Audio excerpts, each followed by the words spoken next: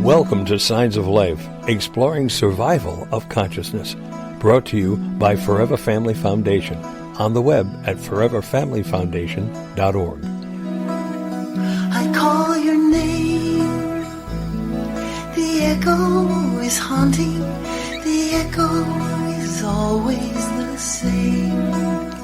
I call your name, the echo is haunting, an echo can never be changed, so I call your name, your name. And welcome to the gathering on Signs of Life Radio. I'm Bob Ginsberg, and I'm joined by the illustrious duo and co-host forever, Tom and Melissa Gould. Hello, welcome. How are you guys doing today? Doing well. Yes. As you know, this is the show where we address questions that you have. So if you have a question or you simply wanted to share an experience or talk to us, we'd love to speak with you. The number here is 888-627-6008.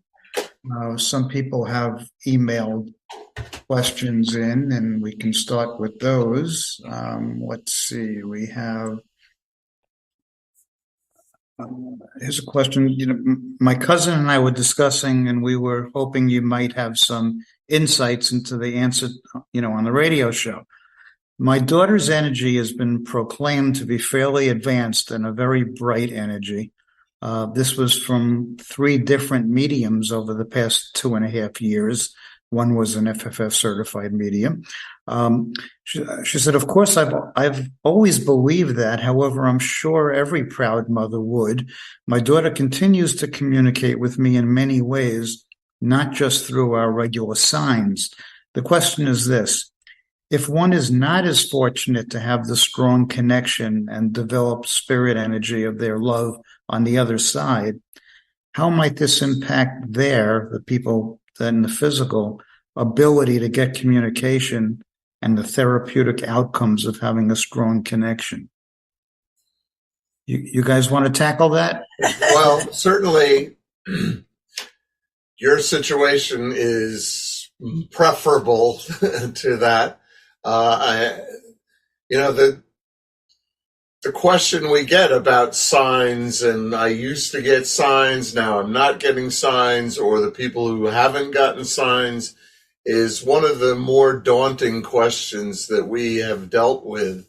And unfortunately, I don't think there's a hard and fast answer for that on why some people get signs and some don't. But of course, if you get a sign and know it's a sign, it's extremely therapeutic. That's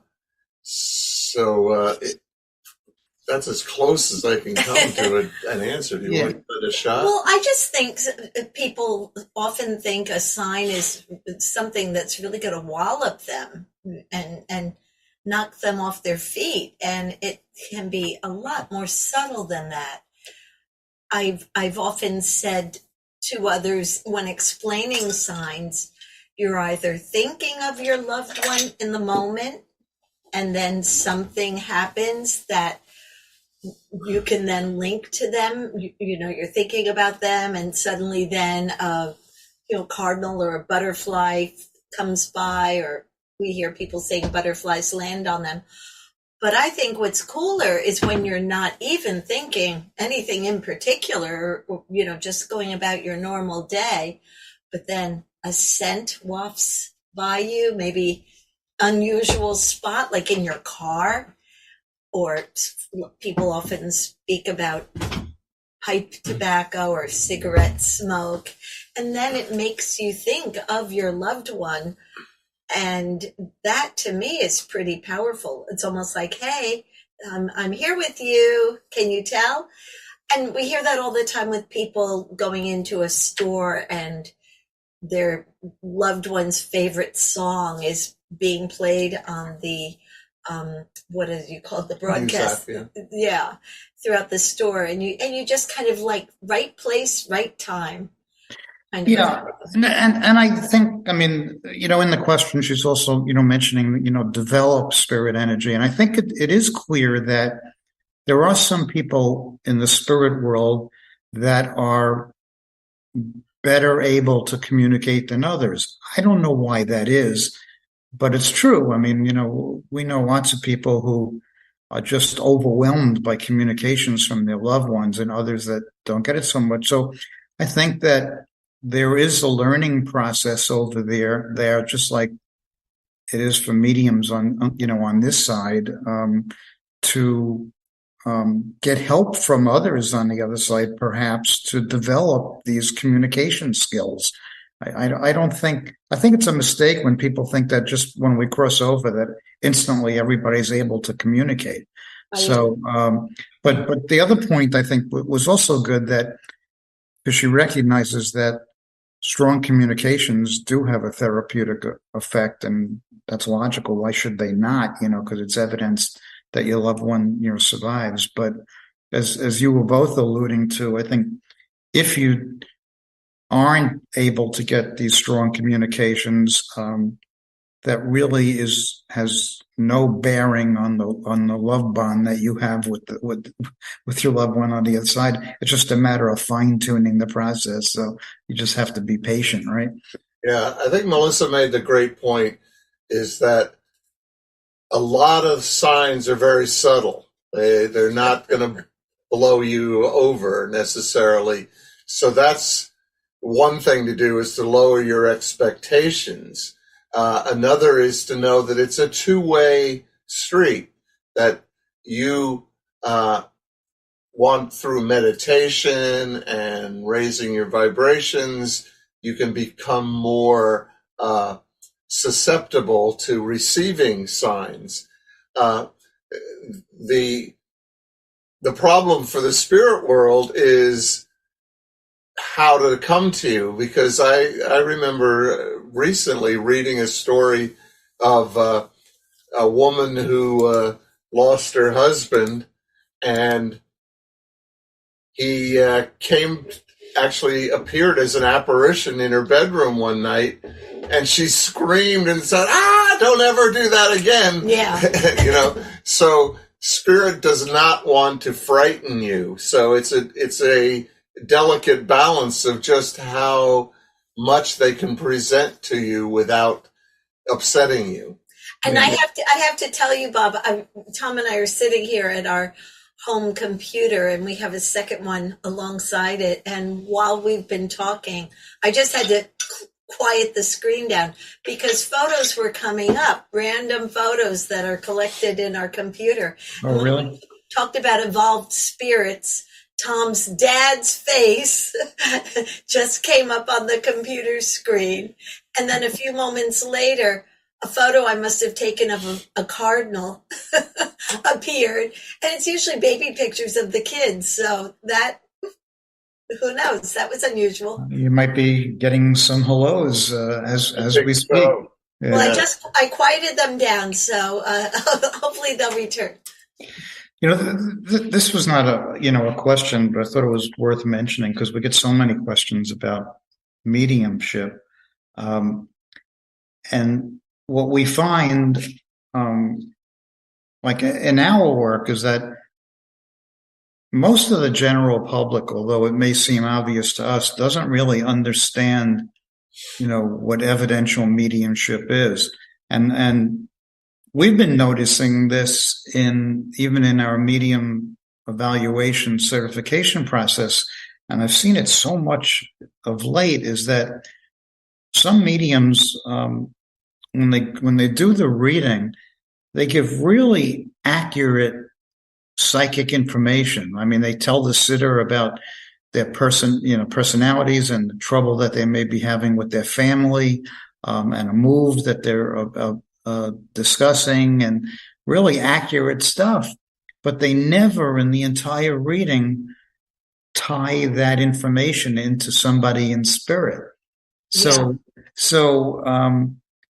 And they don't, and the sitter, even sitters that are trained in this stuff, they think it's a good reading, but we try to explain, that you have to, if the medium is giving you information from spirit, they have to be able to identify who that spirit is, and sometimes there's a catch-all that they use. They said, they're telling me. Well, that's okay, but there could be billions of people. You have to narrow it down. Who's telling you? So I'm sure you found that over the years after witnessing so many readings that a lot of mediums, especially when they don't have a strong connection, revert to the psychic stuff and lots of times, and how would they know? But a sitter doesn't understand. So I thought that was worth bringing up to people, that if you're getting a medium reading, there's nothing wrong with you saying to the medium, can you tell me who that's coming from? Right? It's nice that, yes, I am having a problem, with my sibling, but where are you getting it? I was that way myself. I remember when I first got involved with the foundation and we were doing a medium certification, and I was going to be a sitter for it. And it was in a hotel room at the time. And I remember it was Laura Lynn Jackson who came in to do it. And afterwards, I came over to Bob and I said, wow, this Laura Lynn, she's fantastic. Because earlier on in the evening, Melissa and I were talking about what shirt I should wear because we were going to videotape some of this. So I wanted to know and we hardly ever talk about what clothes I'm going to wear, clearly. And I came to Bob, I said, wow, this Laura is fantastic. She told me that I was talking about what shirt to wear earlier. And you said, oh, that's just psychic. And I went, what? Really? So it took me a while to understand, what I was looking for. Yeah. I recall many years ago at an event I went to with you, Bob, and Fran. We were with a bunch of other folks. I believe it was in the Bahamas. And we met along the way somebody else. You were living on Long Island at the time. And this gal was also from Long Island and had been on the same plane ride as us and going to the same retreat. And she was a psychic. And she asked me, she and I became very close in the few days, but she wondered why you and Fran were not that interested in her psychic abilities. And I said, well, because we're looking for evidence of an afterlife. And she didn't really understand the difference. Right. Yeah. And there are still mediums that don't understand the difference, because their answer is that all information comes from spirit, even psychic information. So if they tell you that you just painted your bedroom, that information is coming. But my response to them is, okay, I buy that, but then if it's coming from spirit, tell me who it's coming from. You still should be able to do that. So, and a lot of skeptics use the argument, the mediums are just pulling information from the sitter's energy. And in some respects, they're right when the medium is giving psychic information, but not when they're giving specific, evidential information. I was most moved by an experience I have shared on the radio about taking my mother and my sister to see one of our certified mediums, because they did seem, my mother raised me to believe in all of this, but it did seem that as she got older and maybe closer to the other side, she started to becoming a little more skeptical, as was my sister all along, even though, as I said, we, experimented with table tilting, and we called it table walking growing up. These are all things that we did. And yet they were, I could say they were influenced by other members of the family who were not blood related. I'll leave it at that. But I took them to this certified medium, and I got to sit in the living room while they went into the little back parlor room where the readings were to happen. I could hear everything. And there was evidential things being mentioned, and they were saying no. And I'm in the other room going, yes, but I'm saying nothing. And then at the end, near the very end of the reading, it seemed as though they had brought through Tom's dad. Now, neither of the women were related to Tom's dad, but he's the one who's had at that point been coming through the most strongest in any situation where we were in the company of a medium. And I heard the medium saying to Mom and my sister, well, I'm hearing the name Kevin. Who's Kevin? And both of them are saying, I don't know. Do you know any Kevin? I don't know any Kevin. And I'm sitting in the living room thinking, that's who my daughter is dating right now. And all along, and my mother then says, after the medium keeps saying this, Kevin, I'm seeing love and marriage. And my mother said, well, who's telling you this? And with that tone, well, who's telling you this? And the medium says, well, he is the same gentleman that's been bringing through this information. And it was so meaningful to me because all along, while my daughter was dating Kevin, he was so much, his values and everything about him were so much like Tom's dad that I truly, and I think I've said this before, I have to write the whole story out because I truly feel like Tom's dad from the other side brought Kevin and Marin together. And I could go on with even more details supporting that belief, but I won't right now. But it was just funny when my mom and sister then came out of the session and we got back in the car. I said, she asked you about Kevin. That's who my daughter's dating.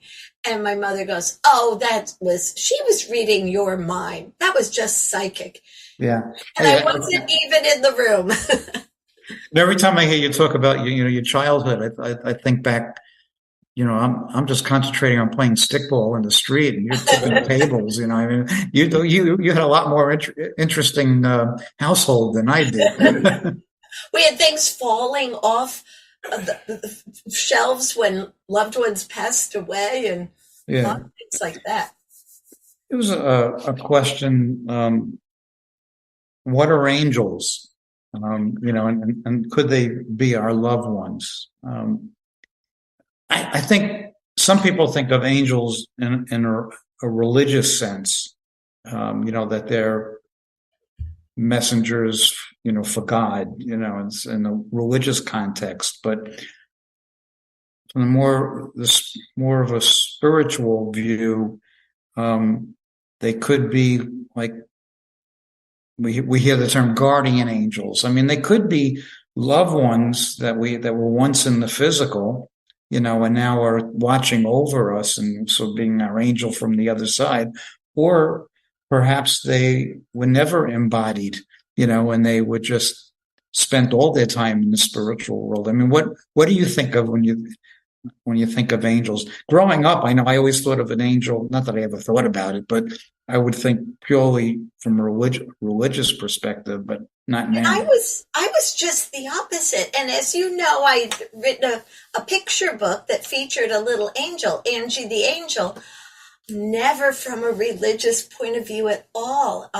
It was just a little helper from the, not living in this physical world. But I have a feeling that people seeing the book or seeing an angel just assumed it had some sort of religious connotation, which I never intended. It was more just a helper. Yeah. And the name of that book is? Dream Job. Okay. Thanks, Bob. Yeah, I have read books where they claim that an angel is a spirit that never was in the physical. But then, of course, there's so little that we actually know about the afterlife. To try to define something with a definitive answer is really impossible. Yeah. So, we have a general term. I mean, there are times you hear stories about somebody whose car breaks down on the side of the road and it's the middle of nowhere, but then all of a sudden somebody shows up with just what is needed to get you back running again. And then it's almost like they come and then they disappear. And those have been described as angels who have actually taken physical form to help you.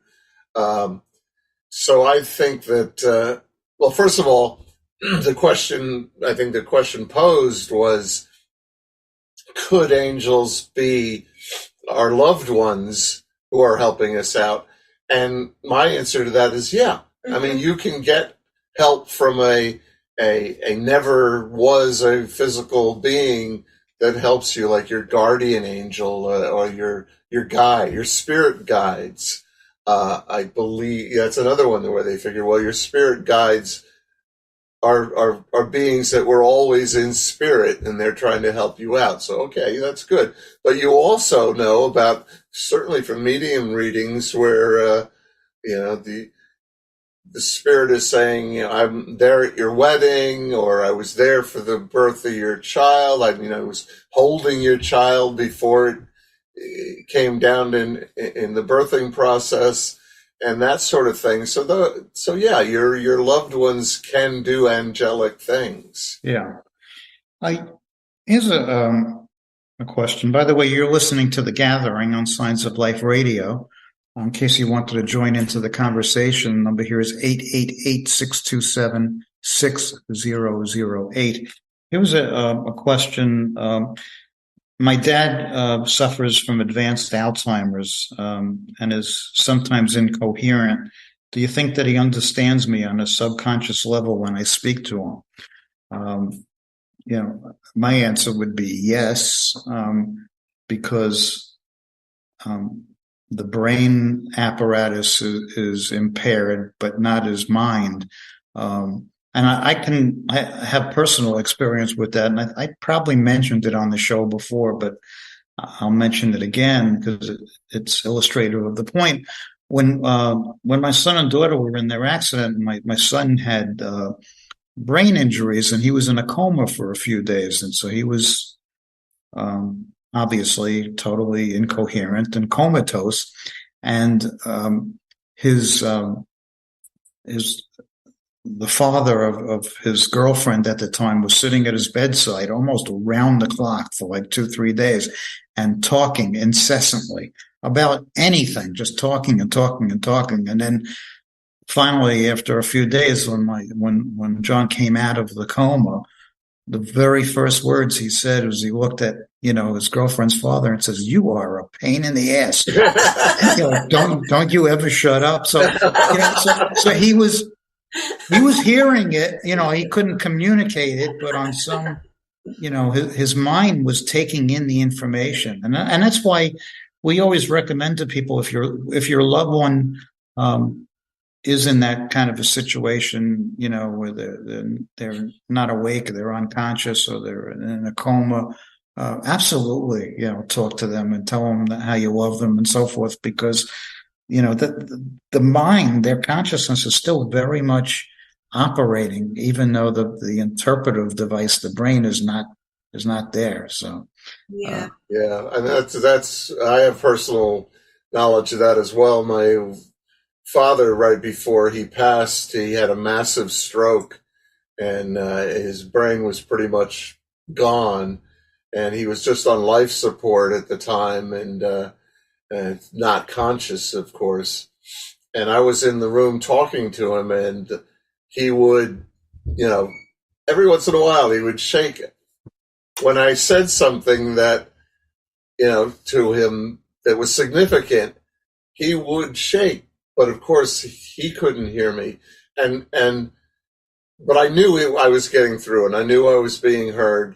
But also, if you read accounts of people with near-death experiences, one in particular where a woman is lying in surgery, and she's flatlined.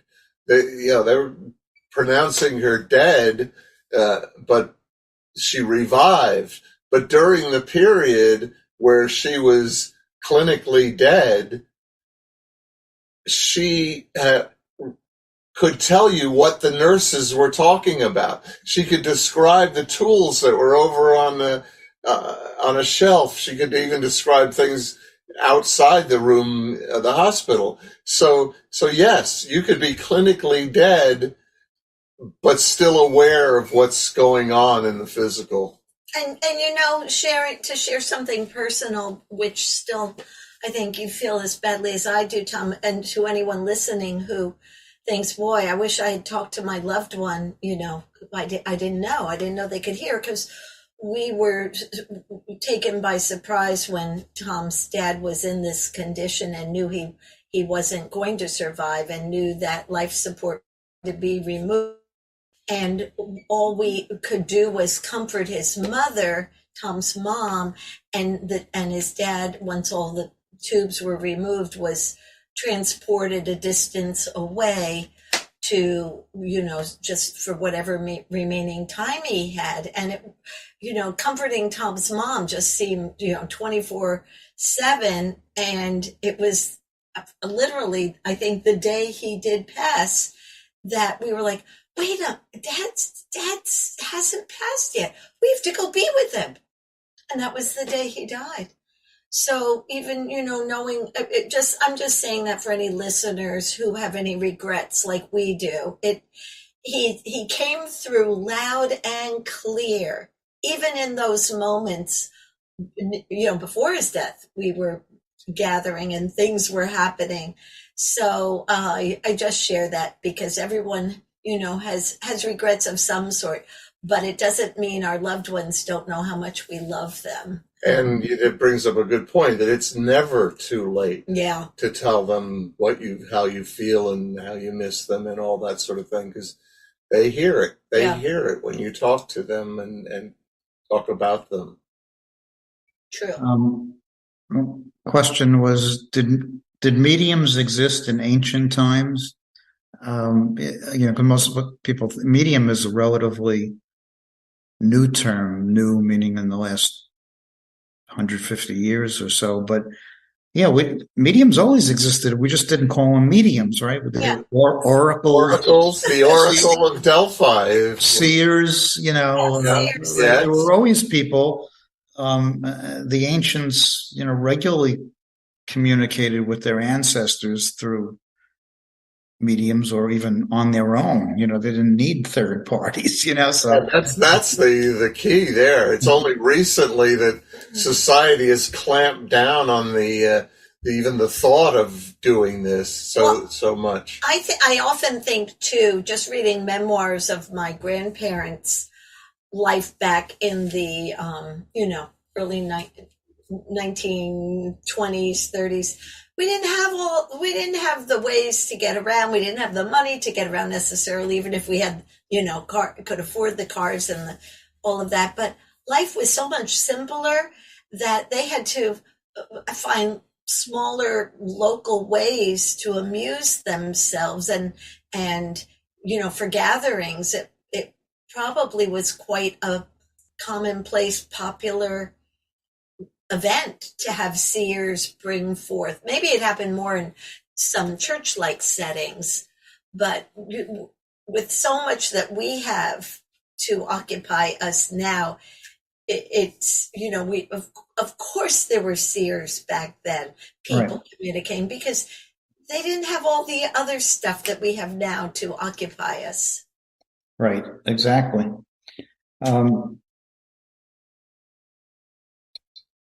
So there's a question here. A lot of people see faces and shapes in clouds, and take them as signs. Are they? I can, if the lot of clouds in the sky, and if I stare at clouds, I'll always see something in them, like, shapes and things. And I mean, my feeling is that clouds are, atmospheric, phenomena, but it's possible. It's not like our loved ones in spirit are manipulating, the molecules, and the air and the water to form these clouds. But they can get us attention to look at the cloud at a specific moment because they see that face or that shape or something and that they know. So I think they're drawing our attention to it, and in that case, I guess that could be considered a sign. But like everything else, not everyone is a sign, but some are, right? Mm-hmm. I know there's one of the Facebook groups that I'm part of now. I can't be, I was just trying to see on my phone what it was called. It might be something like Proof of an Afterlife, but people are always sharing photos like of clouds or of a scene and go, do you see the face over there? And I know people want validation, but I think your own feelings should suffice. That's validating enough. If you see it and it makes you think of your loved one, you don't need anybody else to say, "Oh yeah, I see it too." Just trust your own insides. And it's like the Rorschach test. I mean, it's an ink blot, and it opens up, and you see something in that ink blot. Clouds are the same way. If the cloud goes by and you see something in the cloud, it's real to you. Let's put it that way. Is it real? Well, it's real to you. I should point out all the swirls that have meaning on our bathroom floor. I swear there's Tom's dad dancing with his mom. And I can relate to that. Sometimes I'll look at wallpaper and I could swear that I can't understand why people are not seeing the same faces in that wallpaper that I am. But yet, if I asked you to look at it, you wouldn't see it. Yeah, well, that's just crazy. Yeah. Well, I am a bit. Here's a question. I'm having a hard time knowing if dreaming of my loved one is really a visitation or my own subconscious imagination. answer. I thought about this because we always tell people about dream visitations and what they are and how you can differentiate between a true visit versus a regular disjointed dream. But kind of based on my own experience, sometimes I think the line is not that strong. And in other words, what I mean by that is sometimes I think that I could be having a dream that's clearly a disjointed regular dream. It's kind of all over the place. And in the middle of the dream pops my loved one, Now it could be just for, a few seconds, and maybe I wasn't talking to them or touching them, but when I wake up, I knew that they were there. So I think that our loved ones in spirit, when we're in that dream state, even if it's not a pure visitation, they could pop in. They could in between the chaos. They could pop in because it's still a channel for them to get through. Does that make any sense? It does. It does. I can't say I've experienced something like that you've described, but I don't know why that wouldn't happen. That makes sense to me. Yeah, I've had a couple of dream visitations that I clearly know they were visitations. And I think maybe the word visitation makes it sound like, oh, they're coming for a visit, that you're going to sit and chat with them for 15 minutes or something like that. My visitations were very brief. They fit the description of a pop-in, but they had that vivid quality to them, and the other indication that it's a visitation is that you remember it so vividly after you wake up. Most of the time, I can sort of remember that, I was dreaming about something, but most of my dreams, they go into the ether within 10 minutes of me waking up, except for these visitation dreams, which it's been years, but I still remember them. I could tell you exactly what the surroundings were and how it happened, and what I don't know if either of them actually talked to me or not, but they were smiling and Yeah, I get that. I had one last week, and it was really all over the place, and I was in all sorts of different venues. I don't know where we were. We were in some sort of I don't know whether it was a party or a gathering or whatever, but in the middle of me jumping all over the place, Fran was there, and I didn't think that she was dead. I was, in the moment, we were there sure. together. And then she said something to the effect, I don't remember exactly, but, because she was moving all over the place. And she said, I love the freedom of being able to fly. Oh, And I'm like, I woke up and I knew I forgot almost all of the dream, mhm. except for that. I said, wait a second, that can't be just a coincidence, because what do we say about once you're on the other side, you have no Right. body and you're able to move about, just by thought. So I kind of think that's an example of what I was talking about, like a pop in into my regular dream. So Yeah. That's yeah. amazing. I wrote it down, Bob, so then we'll know if it's a true dream visit of some sort when I ask you about it, the next time we're together. And I'll say, Right. what's that dream again? And if you say, I don't know. Yeah, I'll probably remember that one. Yeah, I think Um, so. I remember the first dream visit I ever really recall is Tom's dad coming to me and saying, I need your help. And I think it was for communication, because at the time when he passed, Tom was like you, Bob, still, skeptical and can this really be real and all of that, where I was all in. And I felt like he was asking me for my help to help him make himself known. And that's still just as clear. And he passed in 2003. So 20 years. 20 years. Wow. Wow. Yeah.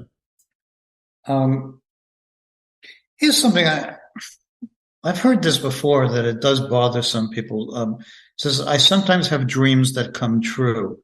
And when they're about other people, especially if they are bad things, I feel guilty as if somehow I caused it to happen. What do you think? So in other words, you have a dream that something bad's going to happen to somebody, and then it does happen. And so the person that had that dream thinks that somehow their thoughts caused the event to happen. I would wonder, I don't know if they have any other unique abilities, but it often, a little bit of it sounds like what we've often read in some of the books the mediums have written, that, early on, before they really identified what their abilities were, these kind of troublesome things happened, and they felt like they didn't even want to share it, because it sounded like people might think they caused it, or they would think it. But Yeah. if they're listening, whoever wrote that. Yeah, I have I always had a theory that, like, if you're lying in a pool and like a floaty toy or something is being pushed towards you, and you're looking up at the sky, but you all of a sudden you feel the wake of what's coming, and before it gets to you, and then it hits you, and, oh, that was a pool float that just hit me in the head. But ahead of that, you've sensed by the wave of water. So I think that in a dream, you're basically floating in non-physical, and that, yes, major events are coming, and you're feeling the wave of them by actually anticipating events. I've had two precognitive dreams that were very vivid, and then one,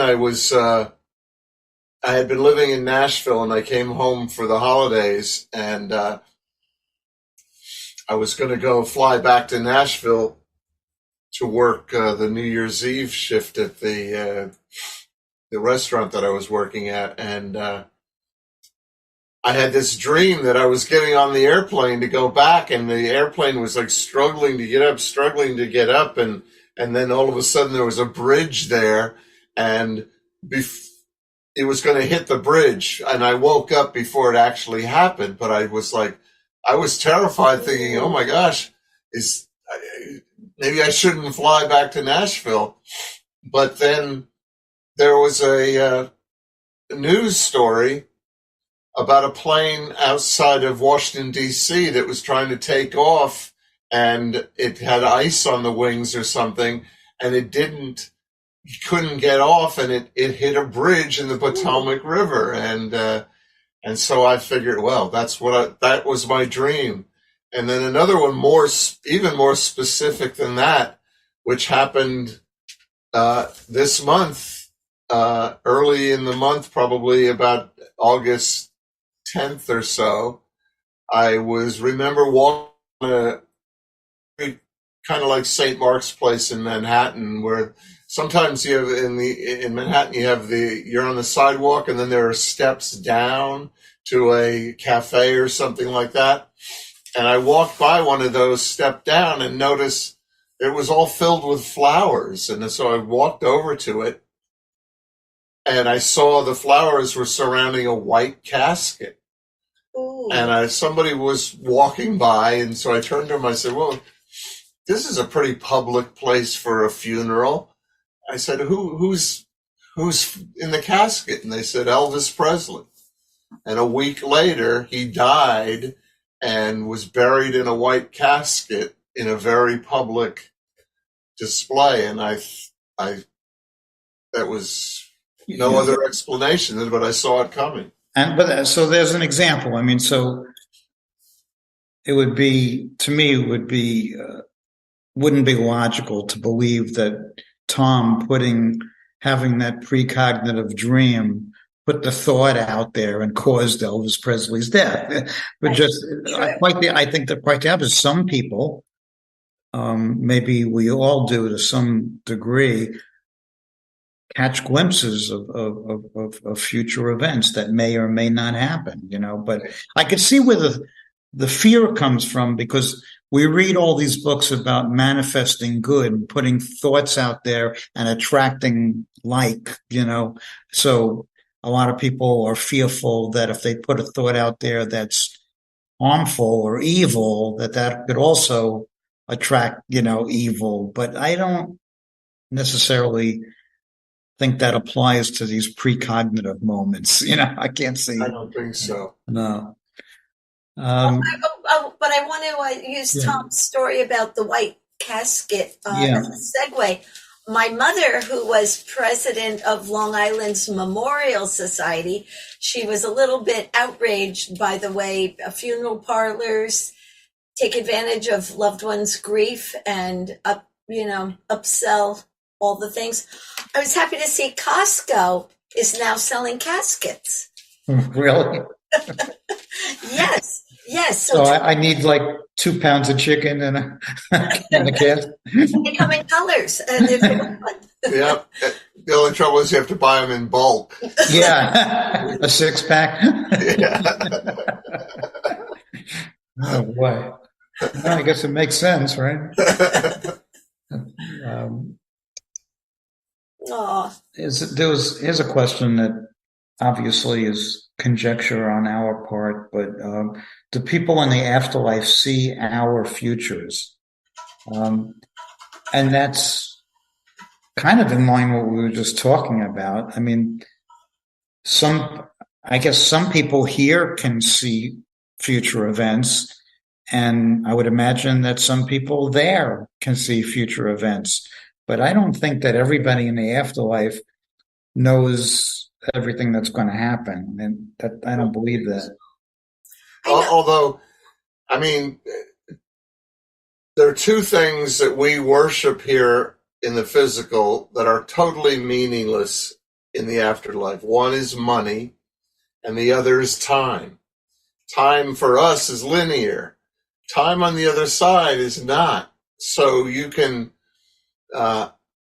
if you want to, you can go visit the 1700s, or you can visit the 23 or something like that. So I suppose if you want to know how things are going to turn out for your loved ones, that yeah, you could go 10 years into the future and see how they're doing. I think there's a rule or a law or whatever that you do not interfere. You can observe these things and maybe, help out in some kind of ways, but everybody who comes to the physical world has, well, they call it a soul contract or something. Your spirit knows that when you get into this physical world, you've got 15 years, you've got 29 years, you've got 80 years, you've got 100. Your spirit knows that you've signed up for that, and that you, in that time, you're going to accomplish something. And for spirit on the other side, who knows how many years you're signed up for, especially for children and young people that, well, they're going to pass at 19 years old. I gotta stop that. I gotta warn them or try to make that not happen. But they signed up for that. And for whatever reason that we have yet to understand or even accept in a lot of these cases, that's their time. And when they go, they were supposed to go. For people who have lost somebody close to them at a young age prematurely, and you feel horrible, of course, but you're feeling horrible for yourself. If you really should feel happy for the one who's crossed, because they're living a much better existence on the other side, believe me, than we are here. That's the report we get back, that it's beautiful there. As you were talking before, I love it that I can just go flying. Mm-hmm. My dad was saying, oh, this is great. Everything, goes super fast. I'm going to go out on a jet ski and see, he, in one reading that Melissa got, he said, you see that guy on the jet ski there? I'm going out there and I'm going to ride around with him all day. He'll never even know I'm there, So it sounds like it's not a somber, sad, melancholy place on the other side. It's beautiful. It's exciting. It's a lot of energy, a lot of love, a lot of joy. And the best news is we're all going to be there someday. Yes. Yeah. Well, this other question is kind of related to that. It's, here free will often results in us making mistakes.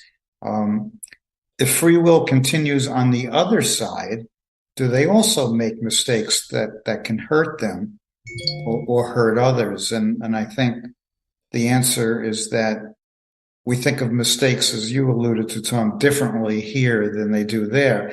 Here a mistake may be the result of ego or material stuff or greed, but their mistakes are just a learning process where it's more about love, Yeah. So I think that mistakes are a physical term. Learning is more of an apt term where they are. Right? Yeah, I agree with that totally, and part of the evidence is how many times I've seen a reading where the spirit comes through, and first of all, the sitter goes, well, I don't want to hear from that bastard, but the spirit is coming through to apologize for being that bastard. That when you get to the other side, you have a better understanding of compassion and love. Yeah. Here's a practical question. How many readings does the average medium do per week? That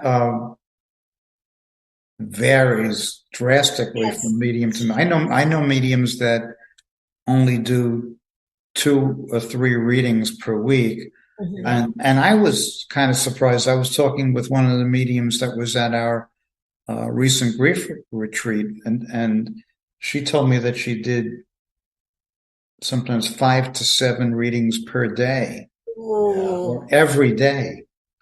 So that would, you do the math, and that might be like 40 readings a week. So, and a lot of mediums also tell us that they're physically drained, after Yeah. doing an evidential reading. So, and others can practice mediumship at a high level and do many multiples. So I don't know. How or why, but it certainly does vary, Does it make you wonder if that may be the reason that some very talented mediums that we know no longer do choose to do don't schedule readings any longer, that it's just so draining, and they still have the ability, but it's not good for them. Yeah. Well, listen, mediums tell us, and we see it, that they're very empathic. So when they're telling you the mode of passing, when they're giving you evidence, they'll say things like, "I feel it in my chest," or "My head hurts." There was a medium that was going through the evaluation process tonight, as a matter of fact, just before the radio show. And the medium said to the sitter, "My head is pounding. I don't know why." When referring to the sitter's dad. And then the sitter, which she probably shouldn't have done, volunteered that, yes, her dad took his own life by, shooting himself in the head.